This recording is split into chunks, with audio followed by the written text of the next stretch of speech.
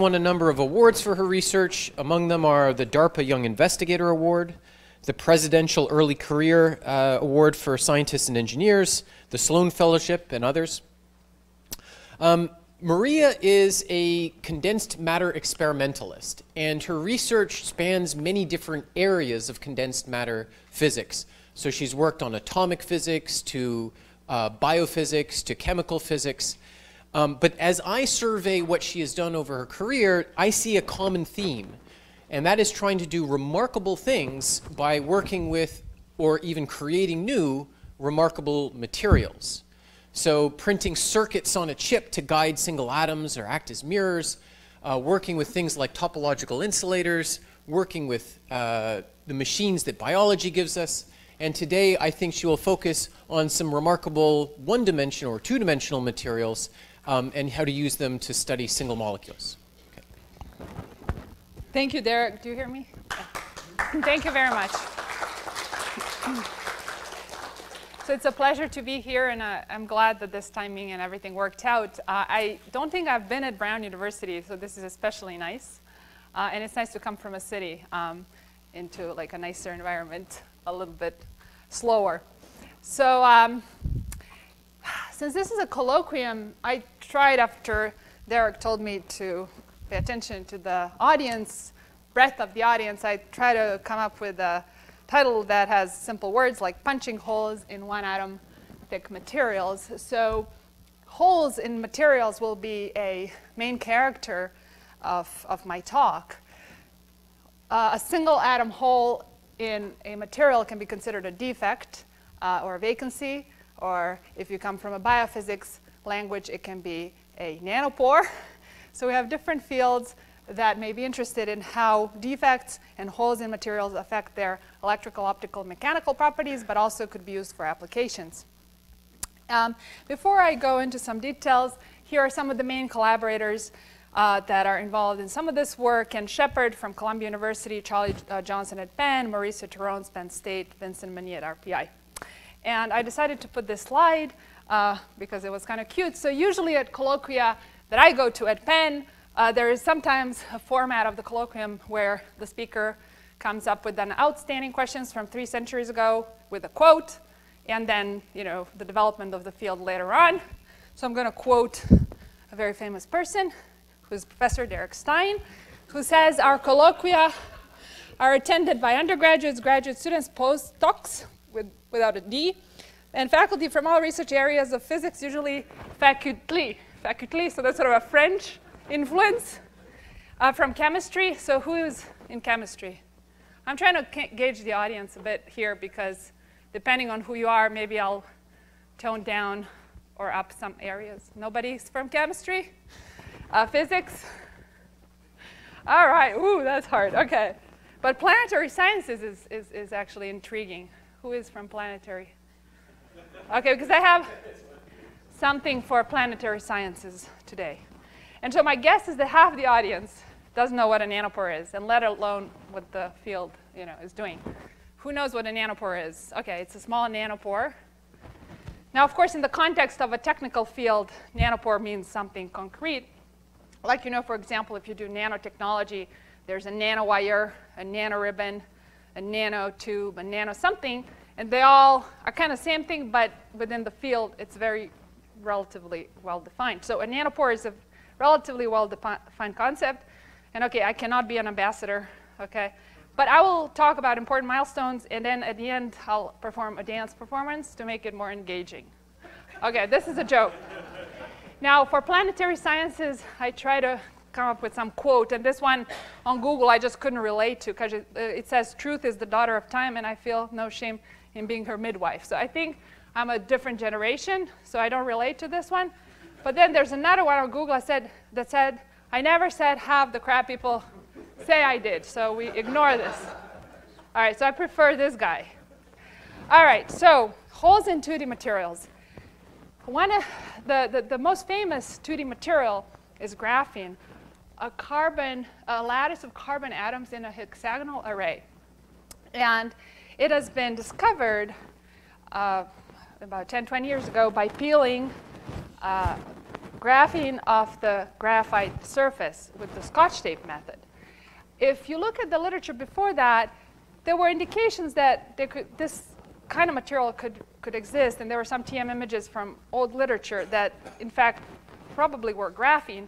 But the first time it was isolated, and then also there was a Nobel Prize for it in 2010, was very, very recently.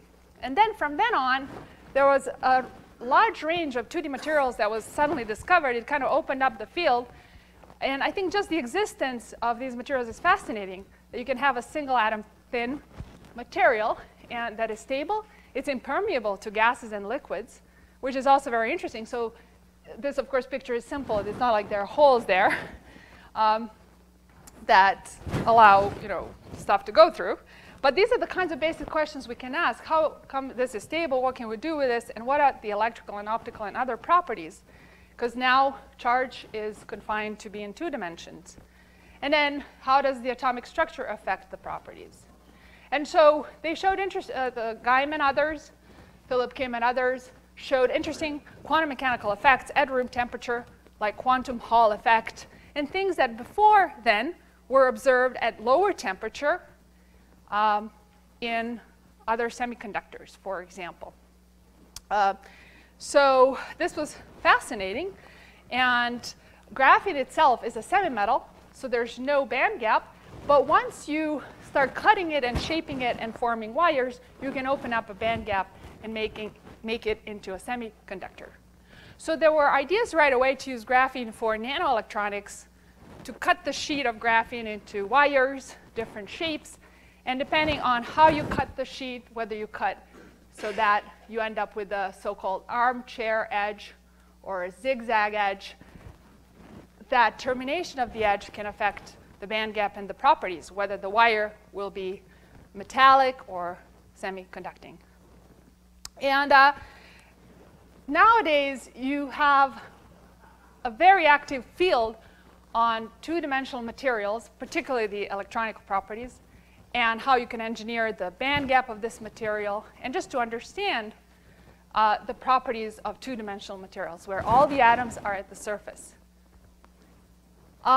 This is, of course, interdisciplinary. There's a lot of material science, how to grow these materials, and engineering, et cetera. For example, graphene can have bends, and these bends can also affect locally the band gap. This is from our lab. It is molybdenum disulfide, so it has 2 atom species. And this is an example of punching hole through this material using a highly focused electron beam, less than like about 0.1 nanometer within this material. So the way it works is there are a few different ways it can work, but basically electrons impart momentum and kick out the atom from this lattice. And depending on the quality of the microscope, and these days they're so good that you can image and also manipulate single atoms. With the aberration-corrected microscopy, you can make single atom holes and others. So before I talk about nanopores more, like Derek said, in our lab, we really have a range of topics. And you can say that it's a bit, not hectic, but eclectic and hectic, and all over the place. But that's the beauty of condensed matter physics, that really we have materials we can play with, and it's typically tabletop experiments.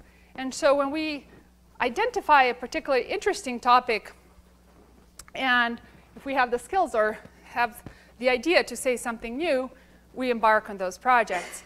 These are just some illustrative pictures of papers in the last 2 years where we have a range of projects from growing the 2D materials. So how do we grow them? Can we manipulate the growth to introduce defects at different positions so that we produce a material of desired properties? Can we stack them to create new interesting materials? Because, for example, while graphene doesn't have a band gap, you have a band gap if you have 2 layers. In a bilayer graphene, you can create an interesting material that has a band gap. And we also suspend these materials into membranes and look at their optical properties. That requires a lot of development of just techniques, how do you transfer these materials and manipulate them?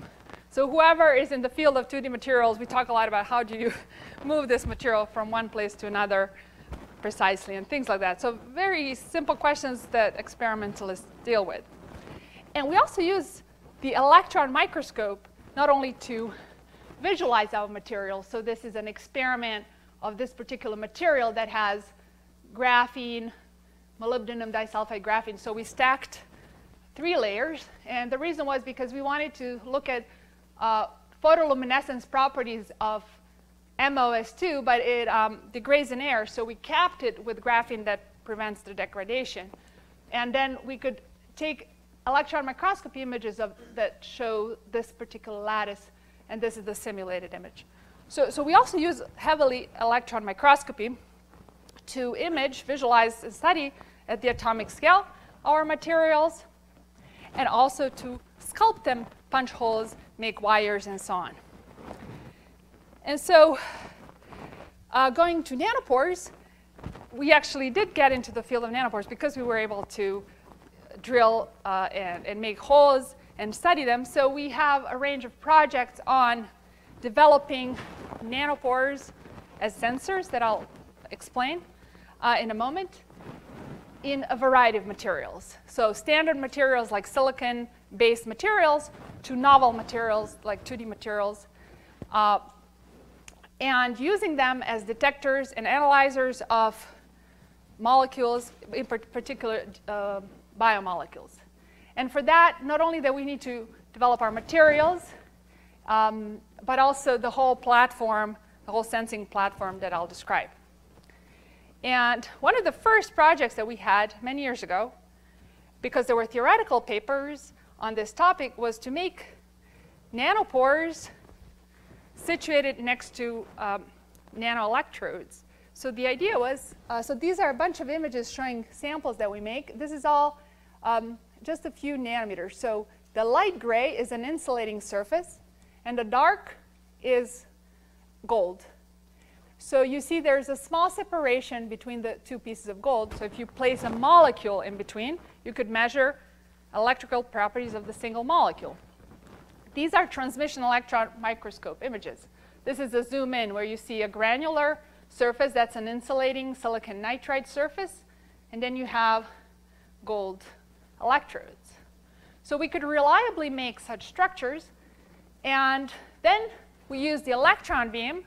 We would place this structure in the electron microscope, focus the beam, highly focus the beam to have very high current density, and then ablate or drill a hole in the middle between those 2 electrodes. So the schematic would look something like this. The reason for that was there were several proposals to use such nanoelectrode devices for sampling, measuring, and even sequencing DNA molecules, because the idea was that within the DNA molecule, as you have different bases, if you measure the transverse current through these single bases, you would get a different signal. And so the idea was to create a DNA sequencer that would be all electronic, very fast, very cheap, and surpass the current optics-based techniques that are typically larger and more cumbersome. So this was many years ago. So this turned out to be a very difficult project working at the nanoscale. These are more samples. So we created hundreds of samples. And at the end of the whole project, really concluded that we did not get reliable signals to show detection of DNA. And the difficulty was that all of this, let's call it electronics, nanoelectronics, was happening in solution. There were many potential problems of electrochemistry once you put metals in ionic solution and so on. So the theories that existed before typically modeled a passage of a molecule through a hole in vacuum and other simplifications. Now, there are some results from other groups that are more promising in the last few years, but nothing conclusive with nanoelectrodes showing, for example, sequencing of DNA based on measuring current through the DNA and differentiating DNA bases based on electrical signals in this fashion. So we went to a much simpler idea, which is just the idea with a single hole. And so I'll talk about that, and then any other more complex devices. And so the way I see these projects, on the one hand, we're developing fundamental science. And so we have a bunch of papers just contributing to the material science and condensed matter physics of these materials. And then in the last several years, I've been highly interested in how we can actually, as physicists, help advance applications. And graphene is one example, and graphene nanopores that we've made are one example where we could benefit by being in the physics community, but also talking to the rest of the world, so we can maybe transition some of our new materials into something that's useful for people. So besides electronics and quantum electronics, that of course is a huge study for these materials, the applications that I'll mention and describe are DNA sequencing, as well as water desalination or filtration with these tiny holes, but also for planetary science, maybe detection of alien life. So I couldn't help myself. We actually have funding from NASA. So there's a project on life detection in alien oceans.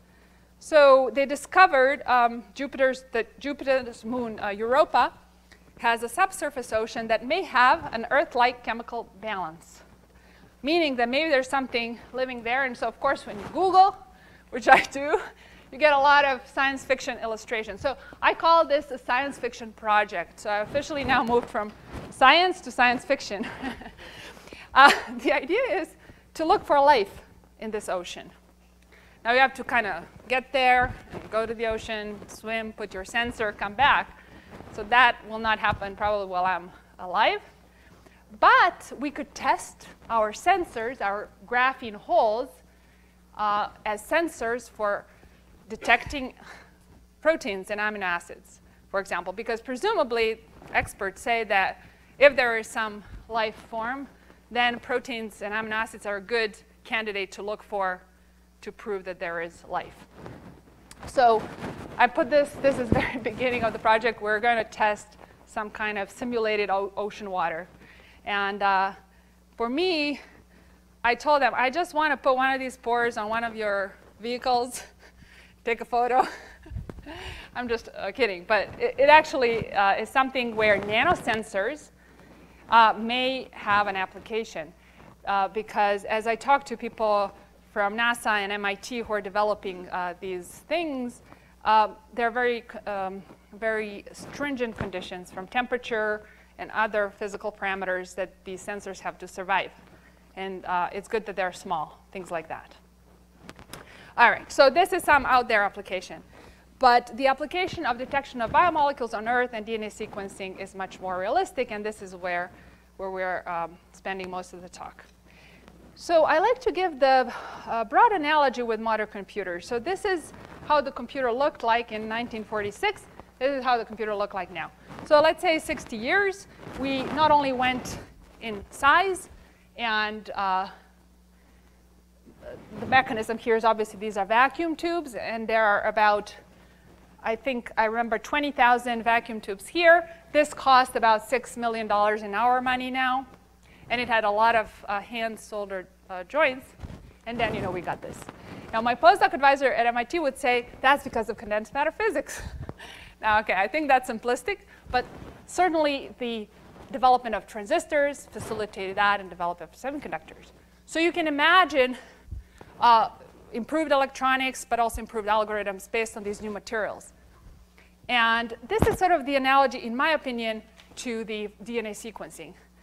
How, even though we can do it, it's expensive, but how we can go from these first sequencers to better sequencers, getting information faster, more reliably, with less error, and then all the consequences from that.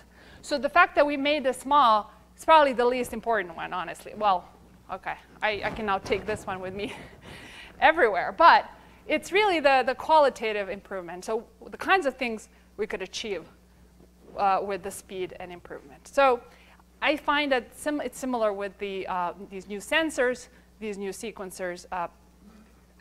Something similar could be beneficial. So a nanopore is just a hole in a material.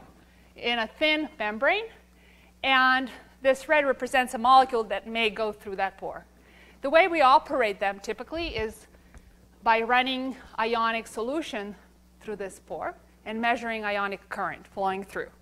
So this, to a first approximation, is just a cylindrical resistor. If you imagine that you have a circular hole of some thickness that is equal to the thickness of the membrane and some diameter, then you can write the resistance of that region. And if you know the conductivity of the solution, you can, and the voltage, et cetera, you can calculate the ionic current that you would measure. And so you can imagine a signal, a current as a function of time being a line like this. And then when you drive the molecule through the pore, and you can drive it in a few different ways, but for example, if the molecule is charged, it will be driven to one side by the electric field. The molecule would block the pore, and so the current will just flow in this remaining region.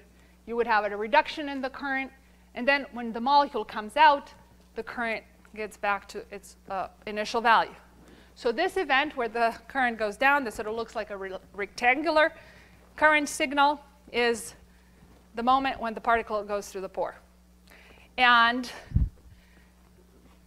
why I like this particularly is because you can write a very simple equation for the conductance to the pore, for the conductance to the pore when the molecule is in, and so you can model this very well. And for example, the change in conductance when the molecule is in, you get an equation that actually has a lot of terms when I think about it, but I'm not going to dwell on them, but this is what you would get. So it has, the ingredients are conductivity of the solution, diameter of the pore, length of the pore, diameter of the molecule.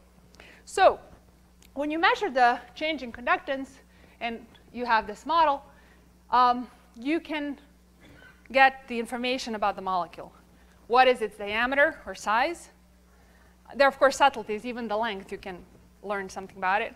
But to a first approximation, the signal really depends on the diameter.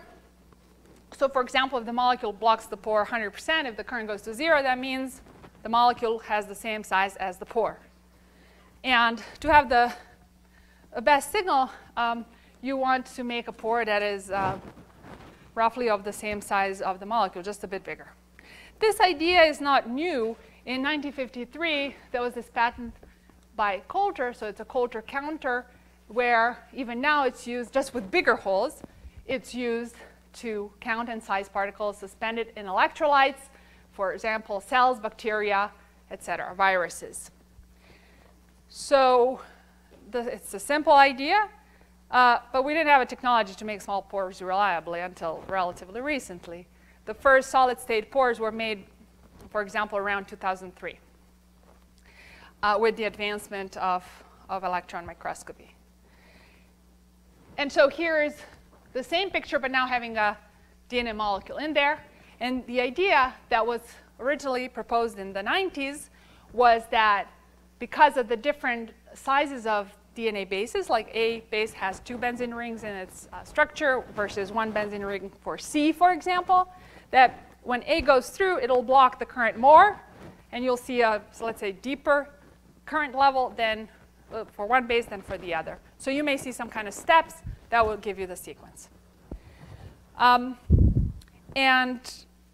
to go to the punchline, which I'll show you, that has been realized now, or recently, about 4 years ago, in protein nanopores. Protein nanopores are basically proteins that are extracted from bacteria that just have a barrel, a hole that is just about bigger than 1 nanometer that's exactly suitable for DNA. So that idea that was first proposed in the 90s was proposed in the context of protein pores and ion channels. And after all these years, around 2012, there were 2 seminal papers showing that it works. And so that's, I think, great, because I remember this clearly, late 2000, you would go give talks, and many people would say this will never work for a lot of different reasons. Now, when I talk to people who are doing protein pores, one thing that, for example, I found out, I don't think that quantitatively the signal levels are understood in terms of the magnitude of the current and so on. In that field, they don't model things the way we do in solid state. here we have really much more information about the maybe properties of the pores themselves. And also, we're just oriented much more towards the modeling. So I feel that these solid-state pores are, that we're sort of very critical about them, but we have that control. And we are analyzing, we can do a lot of quantitative analysis. So this is the hope that if the protein pores have this success, that maybe solid-state materials will have too. Now, why would we go to solid-state materials at all? Well, they may be more robust, and also we could tailor the diameters. We could tailor the materials. They're compatible with the rest of the silicon industry, and on-chip integration would be easier. And I think robustness itself is one important thing. But much more so, these nanopores in solid state can withstand much more electric field before they break, so producing higher currents in the nanoamperes range compared to protein pores, which also allows operation at higher frequency, for example. So there are some benefits that even though protein pores have had such a success, we're motivated to still keep developing solid-state materials. And I think this theme is present in all of the science. There's the nature, and then there's like us tinkering. We want to kind of be smart and do a lot of what nature has done, and that's fine. Like, we don't have to stop doing it because nature is doing it better. Robots are one example, right? We're still trying to make like an artificial human, even though we have humans. All right, so that's my motivation for solid-state pores. Now, motivated by all this, in 2010, and also by the knowledge of graphene, we were one of the first groups to drill pores in graphene membranes and demonstrate the passage and detection of DNA molecules. And that was nice. We showed with others that these pores work like we expect them. Signals are understood. We had electronic noise in the measurement, which we later attributed to the, let's call it, non-ideal wetting properties of graphene, because graphene is hydrophobic. So we got more 1/f noise, like low frequency noise, than in more hydrophilic materials. And those are the kinds of challenges that one has to overcome. However, the nice thing about these thin pores is that you get a high signal because the membrane is thin, and so resistance is lower of that pore because the thickness is lower. So you get larger signal of the order of nanoamps. So we got enhancement of the signal. And also, you want to have a thin pore so that at a single point in time, it's one base in the pore rather than many of them if it's a thick pore, so that your signal that you measure comes from one base blocking the pore and not 10, because then you have to do some kind of averaging or whatnot. All right? Now, to achieve sequencing, whether you need to have just one base in the pore or you could have 2 or 3, that's to be determined. But at any rate, you want to have a thin pore. And I remember when we got some of these results, I was called at the before I say that, just let me say this. So, and the other challenge is that DNA goes through this very fast, and so you need to have a very high bandwidth measurement in order to read single bases. One base goes through the pore in about 0.1, maximum 1 microsecond. So you need at least megahertz, but probably more, probably around 10 or so.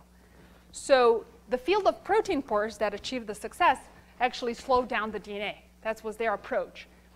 But our approach, and this is sort of what we've been working on with collaborators, is to increase the signal and also improve our electronics to be measuring at higher bandwidth and to push that frequency limit. So that's been our approach. So after these results, I would get random calls from random people, doctors, et cetera, who wanted the nanopores to sequence their stuff. And then I would say, it doesn't work yet. No. And then they would go on and they'd like, give me that sample. But it doesn't work. It doesn't work. So actually, I could not, their need was so large that I could not persuade them that it doesn't work yet. That was actually quite interesting. I would have to tell them that it doesn't sequenced DNA yet. But so people like this in the Children's Hospital, so there's both doctors and scientists, and they just want to have a lot of sequenced genomes per year so that they can really get a lot of statistics to learn about different illnesses. And I've learned so many interesting things about the genetic basis of different illnesses. And the experts there at the Genomics Institute basically say that we just discovered the surface of it. There's so much more interesting stuff. And they really believe strongly for many illnesses about the genetic basis of it. And so I recognize that no matter that there are all these nice sequencers out there, but there's still a huge need to improve so that you can get like a large number of genomes sequenced per year. And if you calculate the speed at which DNA goes through a nanopore, if all works out, then one human genome in principle could be sequenced and you could get the information in 15 minutes, which would be 35,000 genomes in a year, something like that with one pore. So that would be great because the speed of the sequencing would lead to data that then in real time, so to speak, in our lifetime, we could get a lot of information. So to summarize, here's the history that I mentioned. So from Coulter counter to the idea of pores being used for sequencing in the context of biopores, protein pores, and then the first demonstration of solid-state pores in silicon nitride, that was in 2003. And then in 2010, graphene pores were demonstrated. In 2012, DNA sequencing was demonstrated with protein pores. And then as the new 2D materials came on the market, we now have papers on demonstrating pores in various two-dimensional materials, both insulating type, semiconductor type. And this is fascinating, very interesting. And you can think of interesting new things you could do with materials and pores using the functionality of the material. For example, changing the charge of the material to affect the, for example, a rate at which DNA goes through, or to maybe achieve some dynamic control, and so on. So there is a lot of new activity with new kinds of pores. And then one important result in 2014 from a group in Canada was making pores cheaply, because electron microscopes are expensive and cumbersome and so on. So the students there applied high voltage pulses and were able to achieve a dielectric breakdown of the membrane itself and create tiny pores. So when you see this result, all of us in the field were like, oh, how come I didn't do that before, right? So, okay, we didn't, but this works very well. So you may apply a very high voltage pulse, break down the dielectric, and get one single pore. Once you get a pore, the current goes through and the process terminates itself. There are issues with this. One has to tweak it and tune it and improve it. And then they still go to the electron microscope to check the pore, right? So that's fine. But that, at least now, gives confidence that this technology may transition and may be practical to go from academia into industry. And then finally, this company, Oxford Nanopores, that first started developing protein pores, now has a few products. At least one is called a mini ion. And as far as I know, it's not yet like a full product, but is on beta testing.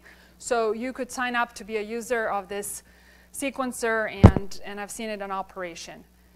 And there are many papers coming out with this protein nanopore sequencer. The nice thing is, because it's so compact and small, it's like a USB stick. They are taking it to the field, to countries, undeveloped countries where you need, to sequence something, and other methods are not practical. So this is very promising. They're also developing and investing in the development of solid-state pores. And then this is the actual protein pores, their structure. So there are different kinds. The purple one is the pore. The green is the lipid bilayer membrane where the protein pore is immersed in. And that's how it looks like a barrel. But really, the part of the pore that is thin and performs the sequencing is within that structure. And for this particular pore, which is called, in short, MspA, this is about 0.6 nanometers thick.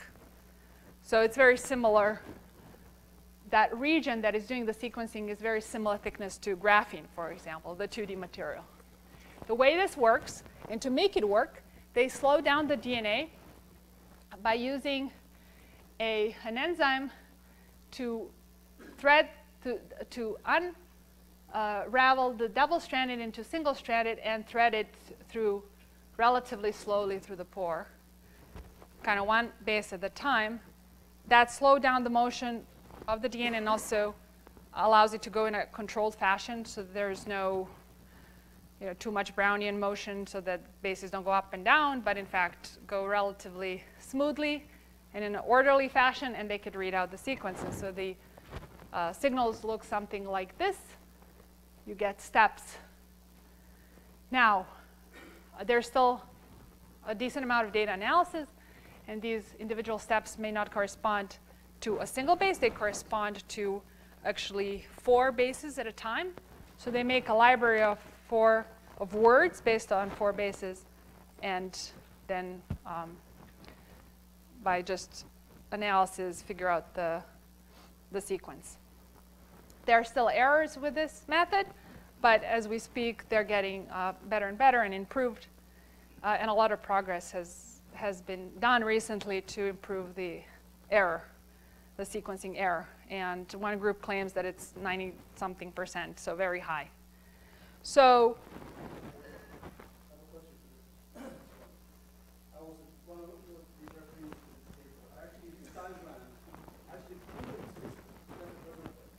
okay.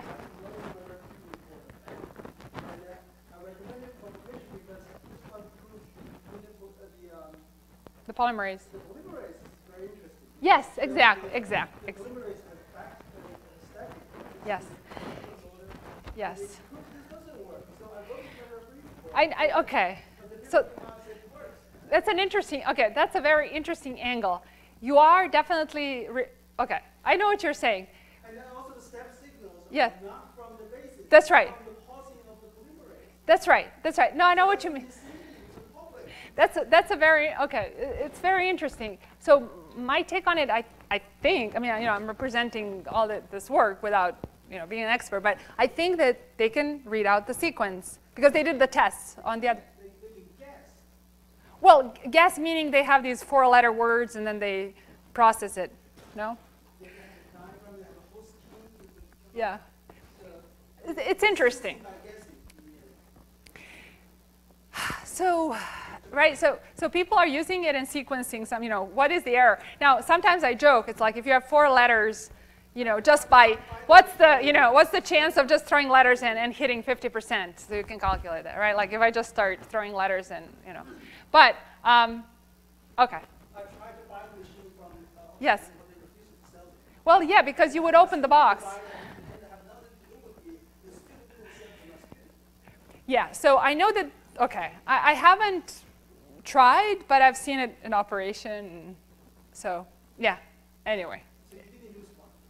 No, I didn't use one. I talked to one person who used it, and no, he wasn't. That's the person who actually asked me for our nanopores. He's in the Children's Hospital. I think they're using it. I think it's like, because it's the beta testing, there's a lot of, like when you get a new equipment, you have to spend another year, figuring out the details. But there's development. In any case, right? We're moving on in the field. So this is these two are those protein pores that I showed you. I just put like the outline in black to contrast with the ones that we made in parallel. So this would be a silicon nitride pore. So it sort of has the hourglass shape. This membrane is about, let's say, 5 nanometers, very close to the thickness of this alpha hemolysin protein pore. So I told my students, take these protein pores, I don't understand the protein structure, just like put black color so I can see the sizes, and try to make a pore in solid state that kind of has those dimensions. So we made these pores to be as thin as possible by using this drilling with the TM. So it's a huge machine, very impractical. This is the just images with that machine. And this is on the fluorescent screen, you get you see the beam, and then when you focus it, and then you start cutting and form a pore. So for example, if you have some material in form of a membrane, you forward spatter the atoms and create these holes. We perfected that. There are a lot of parameters to play with. The quality of the microscope matters and so on. The time of drilling depends on the thickness of the material, but typically within a few seconds, you can create a pore in these membranes. You can also scan the beam in a variety of shapes and forms to write hello world and other things. So we have the flexibility to create pores. And one idea would be even, you don't have to make circular pores. You can make maybe elliptical pores and other kinds of variations. All of this could have effects on your signal. But the field is not there yet. We're still mostly working with circular pores. This is a pore in silicon nitride. And silicon nitride pores have been the most studied ones, right, for about a decade or more. And now with these improved microscopes, and this is, I think, the world's best microscope, this is the only kind in Japan, and we just sent samples. And these are very new images of two-dimensional materials where you see single atoms. I just wanted to show, because this is even better resolution than what we had before. So this is, for example, WS2, and we would drill a hole there. This is, so I don't know if you see anything here different compared to this picture. So what we just discovered this recently, and I still don't know the explanation, but I thought it would be fun to show. There is a gallium implantation. So we remove a single tungsten atom. So this is WS2. And so we notice, and see, I can't even see from here, but there are some faint spots that are faint. And so we recently realized that's gallium replacing tungsten, because we irradiated these 2D materials with gallium ions. So at very low dose, we noticed that instead of drilling a hole, when we used gallium ions, we implant a single gallium atom instead of a tungsten atom. And this thing is very stable. At first, we didn't even see these atoms, but then we're like, oh, wait a second, it's not a hole in there. It actually is an atom. So this is just an interesting observation of doping of the material that you didn't really intend to do. But we then took photoluminescence images of this material, and we see a very interesting photoluminescence shift from the pristine material to the doped. And this is interesting because WS2 has interesting photoluminescence in the visible range. And so by putting extra gallium, you can shift it. So here's a hole, actually, in WS2. So once we start drilling holes, so you see here individual atoms. It doesn't look pretty. I mean, looks like the atoms have bunched on the side and things like that. This is a picture of this WS2 doped. So here, actually, you have the gallium. This is experiment. This is simulation. And that's the main method we use. But I mentioned this cheaper, faster, so to speak, method with just ramping up either the current or the voltage and breaking the membrane and making a hole. So that's something that works well. Maybe it's not that yet controlled that well yet. But will eventually, I believe, this kind of electroporation mechanism is the way to go, unless electron microscopy becomes cheaper or faster or something. So here is a range of membranes we have. And this is the first experiment where we showed that by making membranes thinner and thinner, we get much higher signals and higher signal to noise ratio. So I already explained why thin pores means higher signal. And so what we did here, we used silicon nitride. We locally etched the material to make thinner, thinner, thinner. This was work around 2010, 2011. And so when it's 60 nanometers thick, the nanopore is 60 nanometers thick, we get these kinds of signals. This is threading DNA molecules through the pore, and each of these spikes is an event when one molecule goes through. And then for a 25 nanometer thickness of the nanopore, you get the blue signal. For thinner and thinner, 8 nanometers, you get the green. And so we were able, by etching the material, to go down.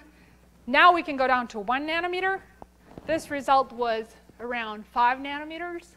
So already at 5 nanometer thickness, we were making pores that are comparable to at least one of the protein pores. So here we got very high signal-to-noise ratio. We were able to apply very high voltages and achieve large signals. And we were able to differentiate between molecules that are all one base, so homopolymers, all A, all C, all T. So we ran one group of molecules, another, and another. We got 3 distributions of currents that were distinct, which is very nice and encouraging to indicate that and the homopolymer with A was blocking the most current. So this is very encouraging that maybe we're seeing the effect of a base in the signal. Now, as soon as we had these very sensitive pores, we then try to translocate other materials, other molecules, in this case, a biomarker, microRNA, which is about 20 base pairs long. It is relevant possibly for different illnesses like cancer and so on. And it's hard to detect because it's a very small molecule. So just to detect small molecules, you have to have good resolution, which these thin pores were able to do.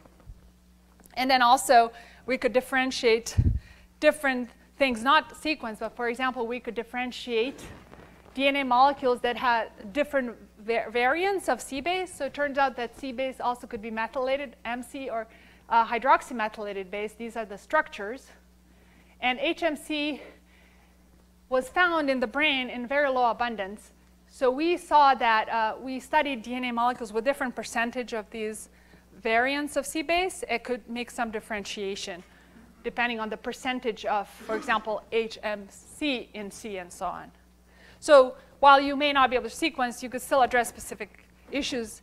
And by talking to people in medicine, it's clear that they have very specific questions that may not be always related to, get me the whole information, but really need some specific information that is easier to get than the actual sequence, for example.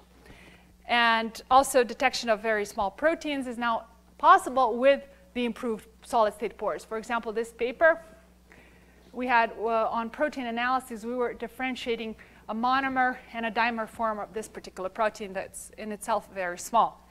And I'd say that previously, you couldn't detect such small molecules. They would be lost in the signal. You just would not. They would go too fast. You wouldn't see them. So talking about Sean's comment about steps, right? So maybe this is simulated. Maybe something like this you might want to get, which you may not get. But that's sort of the ideal signal that maybe one envisions, some kind of steps that reflect the basis. And yes, probably you don't get this.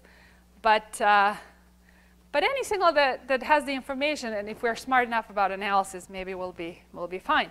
Marija, yes. my point was, yes, everyone is looking for that signal.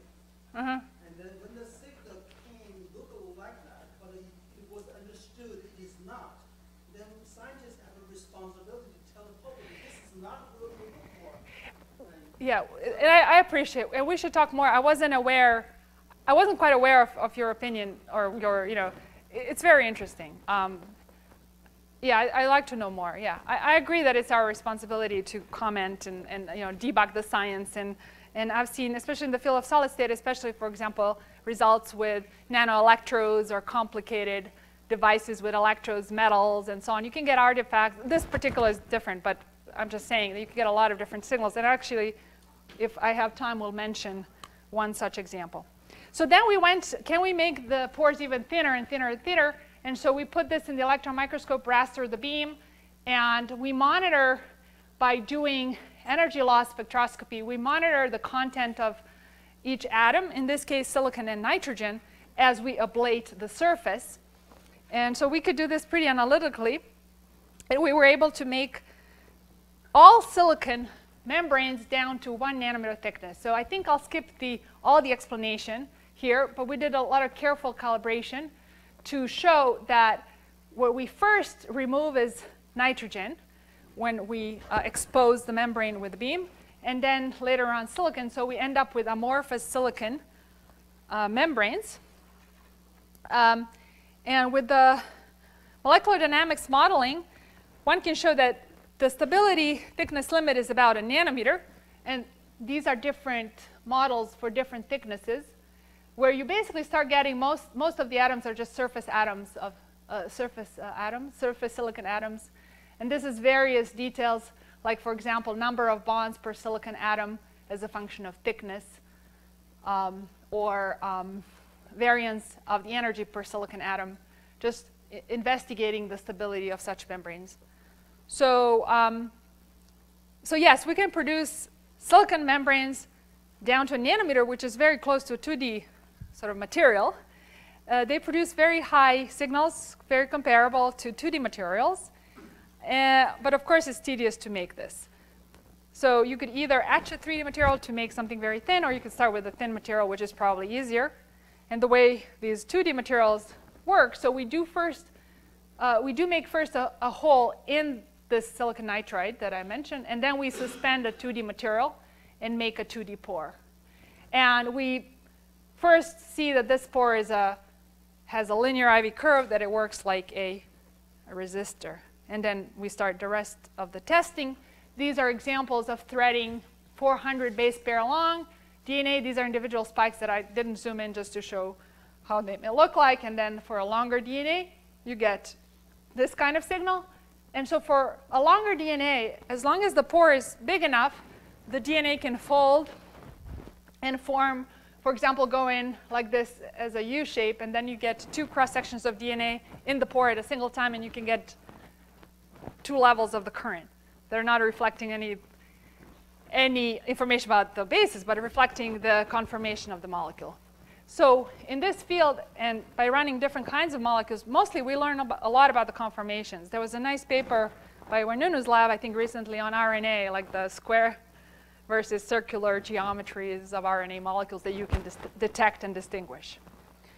And typically, the kinds of signals we look at in these measurements are plotting distributions of events. So for example, once we get all these rectangular events, we can measure their duration and the depth of the current and plot the length in milliseconds, the event length, so to speak, or duration versus the current blockade levels. And so as we increase the voltage across the pore, then we get more current blockade, but also faster events. And we can plot the mean current versus voltage and show that it's linear. We can plot, this is a very rough estimation of velocity of the DNA going through, if you assume that it's constant versus voltage. We can plot the event, the wait time between events, and other kinds of statistics. And so this has been characterized for many pores, and typically they all work similarly. There are also many theoretical works trying to visualize and model how, for example, a single-stranded molecule would go through graphene and model the interactions that, again, would have consequences in the electrical signal. So there's a range of MD simulations and people working in this field. Recently, we tried to use WS2, which I already mentioned, to demonstrate nanopores. And we had a very naive idea that if we shine light, because it has optical properties and photoluminescence, maybe we'll affect some kind of charge properties of the pore or something like that. And maybe we'll see some effect in the translocation dynamics when the DNA goes through. Now, that didn't work so well, but let me just show a little bit what we obtained. So first of all, we were studying the drilling of these pores. And the nice thing is, because this material has strong photoluminescence, we could characterize this material before and after making pores. And so this triangle is the flake of the material on the substrate. And these white circles are where the material is suspended. So there's no underlying substrate. So you get enhanced photoluminescence when it's suspended. And we drilled the holes. And what we notice is that depending on how you drill the hole, which is also confirmed with the TM imaging, the more you destroy the material, the more you affect and even can degrade the photoluminescence properties. So if you measure in the scanning tunneling electron mode, then you actually don't destroy the material and create very nice pores. So these are very technical things, but affect the properties of the material and probably the properties of the pore. And so this is data for just ionic current going through the pore as a function of diameter for these 2D materials. So this is our data, and the line is a simple model, what it should be. So it's not a perfect fit, but it's there. So we talked a lot about the motivation for 2D pores, why you want to make them thin and small, and so on. But one important ingredient for this to work is really to have the whole platform optimized. So we realized that now in the field, the bottleneck is not the nanopore itself, the quality and so on. We can do this, but really the supporting electronics, the supporting chips that are contributing to the noise. So the noise that we were measuring was not coming from the pores or interaction of the molecule with the pore, but the rest of the circuitry. And this has been maybe a little bit neglected. And this is some advancement recently that I think will aid the field. So if you look at the noise versus frequency, in nanopore measurements, you have the 1RF noise, and the thermal noise in this mid-range, the dielectric loss noise, and then the capacitive noise at high bandwidth. And basically, we want to measure very fast, so we want to measure here. And so it's important to lower the capacitance of your device, of your chip, as well as your amplifier input capacitance. And so that's the game we've been playing the last few years. It's very focused, very engineering-oriented. And it's almost like a little game, how to improve this. So in collaboration with Columbia University, we've made a few generations of amplifiers, and this is the latest one. This is data at 5 megahertz. This can go to 10 megahertz, this amplifier, compared to standard amplifiers that were 100 kilohertz, so 2 orders of magnitude faster, because we want to get as many points per DNA passage as possible to have a chance to resolve some structure. And the reason why we didn't go here to 10 megahertz because our chip capacitance now started to dominate. So you have the chip capacitance, the amplifier capacitance. First, the chip capacitance was higher. Then we lowered that a bit. Then the amplifier became a problem. Then we lowered that a bit. Then chip capacitance became higher. So we are coming up with new designs. And the first thing we did is, OK, slap a piece of glass with a hole on top of the thing that will lower the capacitance. That gave results something like that from the red signal versus blue. Let's just simplify this slide. So you get a lowering of the noise by just lowering the capacitance by adding more insulators. And now, and this was really cool, because it really kind of stuck in my lab, and I didn't know initially it would work. We basically have all glass chips. So what we do, the students came up with this method to process glass. And at the end of the day, let me see if I have. At the end of the day, you get just all glass, a thin layer of silicon nitride onto which we put a 2D material. And that gives chips that are sub-picofarad capacitance, which really now means that we have minimized the noise to the extent that we can, both in the pores, in the chip, and in the electronics, and those are the current measurements. So that's where we are. We are not resolving the DNA sequence, but we can detect very small molecules. We can say a lot about conformations of small molecules, and probably already now this platform could be used for some applications. Now, since it's already time, I will not talk about more complex device designs. You can think of adding more functionality to pores, et cetera, et cetera. I'll just stop here and take your questions. Thank you very much.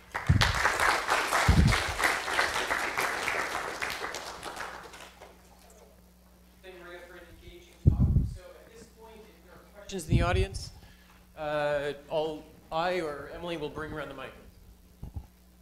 For that gallium implantation on tungsten disulfide, is 80 keV gallium ions? Oh, no, sorry. 80 keV is the energy of the electron beam we use for imaging. Okay.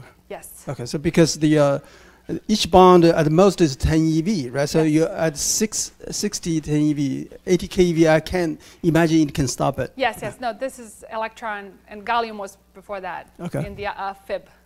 Yeah.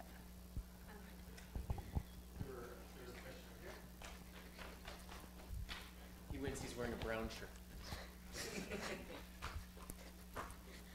So you said there are two ways to improve the DNA sequencing. One is to slow down the DNA, and another is to improve the signal.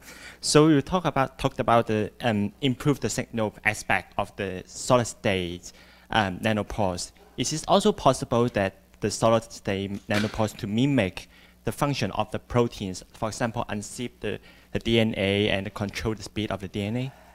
So I believe people are working on actually inserting the polymerase in the solid state pores. That's one way to kind of copy exact or very similarly what the protein pore work, to do exactly like that, to have the ratcheting. Besides that, there are other proposals, like people are trying to make few parallel pores to guide the molecule through, or maybe use dynamic voltage control to have DNA go through back and forth to sample it several times. So there are many ideas that people are working on or thinking about. And I don't know if mimicking is necessary. I think there are so many overall capabilities of solid state pores and technology that may be different than the protein pores. I was wondering, is there a limit to how many holes you can drill on a certain material? So it's like if you have DNA, you can just yes. increase the yes, absolutely. the rate. One may want to multiplex this technology and make many pores. You could have pores in parallel, or you can have individually addressable pores and integrate nanofluidics to have channels going to each pore, things like that. I mean, not that that's been all done, but those are ideas. One thing I'm excited about that we're working on now is, I mentioned the ion irradiation. So we are basically damaging the materials at different doses, and by changing the dose of irradiation with ions, we can create holes throughout the array. And the size spread of these holes is relatively narrow. So I think this could be one nice way of making many, many pores, by basically irradiating the whole membrane and making defects. And another question is, so you can't really make the material infinitely thin, because then the voltage you apply would possibly destroy that layer. Okay, so thanks for that question. I didn't make it clear so much, because there are 3 resistances, so to speak. So the current goes from top to bottom. You have the liquid above. So there is that whole region, the hemisphere, that has a resistance. Then you have the pore and then the lower part. So we call that resistance access resistance, the fluid above. And that is comparable when the pore gets thin and small. That access resistance is comparable to the resistance of the pore. So roughly speaking, the resistance is 1/3 of that upper region, the 1/3 resistance of the pore and bottom. So you'll still have those 2 resistors that will limit your current, which is basically what we are all now accessing. Before, the pore was dominating, and you could just treat the whole thing as just the resistance of the pore. But now we are sensitive to the other parts. I see. Thanks.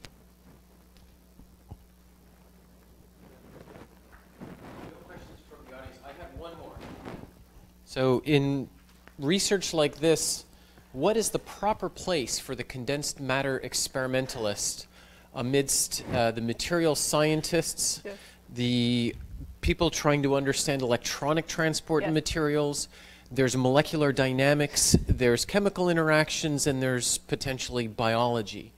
So where do you find yourself in the constellation of people who can contribute to this? Yeah, my daughter. So that's a great question, and I think maybe the way I can flip it around and say, let's just remove those classifications of condensed matter physicists, then I'm fine. Besides that, I don't know, right? No, I think having the understanding of new materials is crucial. Being at the source of these new materials and ideas. How would I know about graphene if I was sitting in biology, right? And I still feel like the materials background and that informs our way of thinking. For example, maybe thinking about this problem in terms of signal to noise. This may be obvious, but I came to the field look at these papers, and they all talk about sequencing, but then they're using very thick pores, right? 100 nanometer pores. And then you go like, okay, well, something's wrong. You need to make them thin. Very obvious. Number two, you want to make this technology fast. Well, why are you slowing down the DNA? Right? So I think, you know, as just as physicists, we can help the field be like very analytical and kind of, you know, structured. I didn't answer that question very well at all. Okay. If there are no other questions, let's thank Marija again for a nice talk.